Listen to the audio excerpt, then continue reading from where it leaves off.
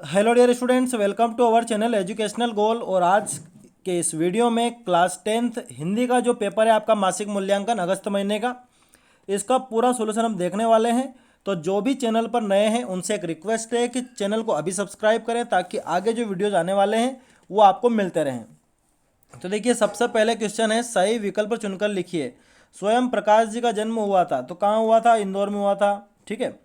लेखक के पिता लेखक को कहकर पुकारते थे, क्या बोलते थे लेखक को? भोलानाथ बोलते थे। ठीक है। उसके बाद देखते हैं रिक्त स्थान। सूरदास जी का जन्म हुआ था 1478 ईस्वी में। ठीक है। स्वयं प्रकाश जी का उपन्यास है, कौन सा उपन्यास है? ईंधन। ठीक है। फिर अगला है, माता का आंचल पाठ के लेखक शिव पूजन जी हैं। हाँ, तो क्या नाम है उनका? शिव पूजन जी सहाय। बिल्कुल सही बात है, ये सत्य है। ठीक है। और सूरदास जी की भाषा अवधी है, यह असत्य है क्योंकि उनकी भाषा क्या है? ब्रज भाषा है। ठीक है। अगला है, चंदोआ शब्द का अर्थ लिखिए। तो चंदोआ का अर्थ होता है मंडप का शामियाना। क्या होता है? मंडप का शामियाना, या वितान भी कहते हैं उसको। ठीक है। मंडप का शामियाना या फिर वितान। ठीक है। अब उसके बाद अगला प्रश्न है कि हालदार ने पान वाले से क्या पूछा? तो हालदार ने पान वाले से पूछा कि हर बार नेताजी का चश्मा बदल कैसे जाता है? हर बार नेताजी का चश्मा बदल कैसे जाता है? अब आगे जो क्वेश्चन है इनके हम लिखित आंसर आपको देने वाले हैं। जैसे पहला प्रश्न है, आपके विचार से भोलानाथ अपने साथियों को देखकर सिसकना क्यों भूल जाते थे? तो ये देखिए उत्तर, बच्चों की यह स्वाभाविक विशेषता होती है कि वे अत्यंत भोले भाले, निश्चल तथा सरल होते हैं। बच्चों के साथ उसे लगता है कि अब डर, भय और किसी तरह की चिंता की आवश्यकता नहीं रही। यही कारण है कि भोलानाथ अपने साथियों को देखकर सिसकना भूल जाता है। अब अगला क्वेश्चन देखते हैं हम। गोपियाँ क्या व्यथा सह रही थी और किसके बल पर सह रही थी? तो ये देखिए इसका उत्तर, मथुरा जाते समय श्री कृष्ण ने गोपियों से एक निश्चित समय सीमा की ओर संकेत करके कहा था कि इतने समय के बाद ब्रज वापस आ जाएंगे। उसी आने की अवधि को आधार बनाकर गोपियां तन और मन की विरह व्यथा सह रही थी और भगवान कृष्ण के दम पर ही वो सह रही थी। अब अगला प्रश्न है, सेनानी ना होते हुए चश्मे वाले को लोग कैप्टन क्यों कहते थे? तो यह है उसका उत्तर कि सेनानी ना होते हुए भी चश्मे वाले को लोग इसलिए कैप्टन कहते थे क्योंकि उसके मन में देशभक्ति एवं देश प्रेम की भावना कूट कूट कर भरी थी। वह अपने हृदय में देश के लिए त्याग एवं समर्पण की भावना किसी फौजी कैप्टन के समान ही रखता था।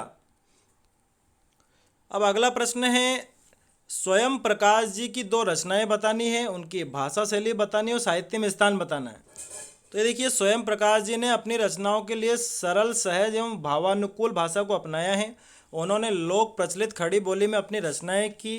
तत्सम, तद्भव, देशज, उर्दू, फारसी, अंग्रेजी के शब्दों की बहुलता से प्रयोग है, फिर भी वे शब्द स्वाभाविक बन पड़े हैं। प्रमुख रचनाएं उनकी कौन कौन सी है? कहानी संग्रह उनका देख लीजिए, मात्रा और भार, सूरज कब निकलेगा, आसमां कैसे कैसे, अगली किताब, अच्छे आएंगे अच्छे दिन भी। ठीक है। और एक उनका उपन्यास ईंधन भी आप बता सकते हैं। प्रश्न 9 है, नीचे दिए गए पद्यांश की सह प्रसंग व्याख्या कीजिए। यानी कि संदर्भ प्रसंग प्रसंग तो आपको याद है, संदर्भ ये आपको याद है कि सूरदास जी की ये कविता है। सूरदास के पद तो क्या है? उदो तुम हो अति बड़ भागी, अपरस रहत स्नेह तगा ते, नाहिन मन अनुरागी। तो ये देखिए इसका भावार्थ कि गोपियाँ उद्धव से कहती है कि तुम बड़े ही भागी हो, भाग्यशाली हो, क्योंकि तुम प्रेम के बंधन से दूर हो। तुम प्रेम के बंधन से मुक्त हो। जैसे कमल के फूल की पत्तियां जल में रहकर भी जल से ऊपर ही रहती हैं, जल में गलती मिलती नहीं है, उस पर जल की एक बूंद भी नहीं ठहरती है, जल का कोई दाग उस पर नहीं लगता है। तुम तो ऐसे ही हो जैसे तेल की मटकी को पानी में डुबो देने पर भी एक भी बूंद उसके ऊपर नहीं ठहरती है। ठीक है। अब आगे देखते हैं अगला हमारा जो आशय पूछा है। तो ये देखिए क्या आशय पूछा है, बार बार सोचते हो क्या होगा उस कौम का जो अपने देश की खातिर घर गृहस्थी जवानी सब कुछ छोड़ कर देने वालों पर भी हंसती है और अपने लिए बिकने के मौके ढूंढती है। तो ये इसका आशय है। देखिए, लेखक बार बार यही सोचता है कि उस देश के लोगों का क्या होगा जो अपने देश के लिए सब कुछ न्यौछावर करने वालों पर हंसते हैं। देश के लिए अपना घर, परिवार, जवानी, यहाँ तक कि अपने प्राण देने वालों पर भी लोग हंसते हैं, उनका मजाक उड़ाते हैं। दूसरों का मजाक उड़ाने वालों के पास लोग जल्दी इकट्ठे हो जाते हैं, जिससे उन्हें अपना सामान बेचने का अवसर मिल जाता है। तो ये आपका सॉल्यूशन हो गया। Thanks for watching this video.